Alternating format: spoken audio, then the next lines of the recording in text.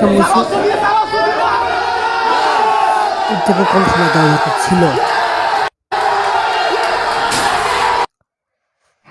কথায় আছে শেষ ভালো যার সব ভালো তার।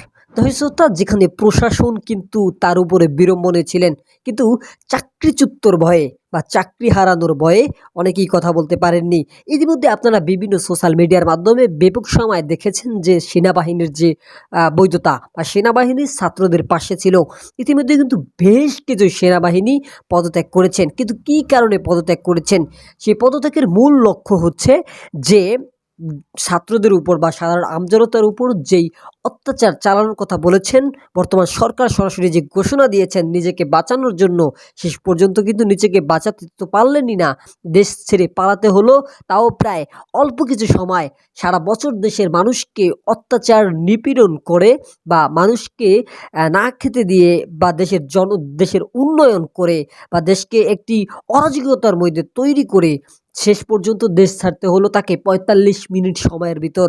তো ৪৫ মিনিট সময় যদি আপনাদের মনে হয় অল্প, কিন্তু এই প্রধানমন্ত্রী বা এই ফ্যাসিস্ট হাসিনার জন্য সেটি কিন্তু অনেক বড় একটি বিষয়।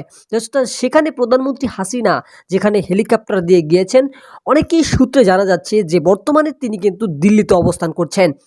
দিল্লি থেকে সরাসরি তার শেষ গন্তব্য হবে কিন্তু লন্ডন।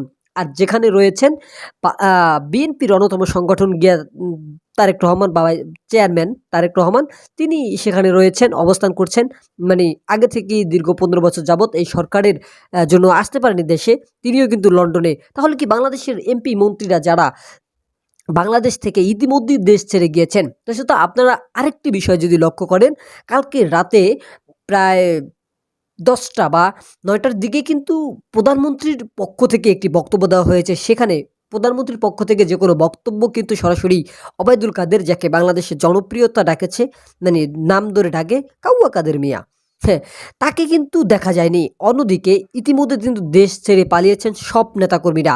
দেশটা কি করে দেশ ছেড়ে পালাতে পারলেন? কিন্তু যারা দেশে রয়েছেন তারা কতটুকু স্বস্তিতে থাকতে পারবেন, এখন এটাই দেখার বিষয়। অন্যদিকে এই হাসিনা শেষ পর্যন্ত দেশটিকে এমন একটি বিড়ম্বনার অবস্থায় রেখে গিয়েছেন।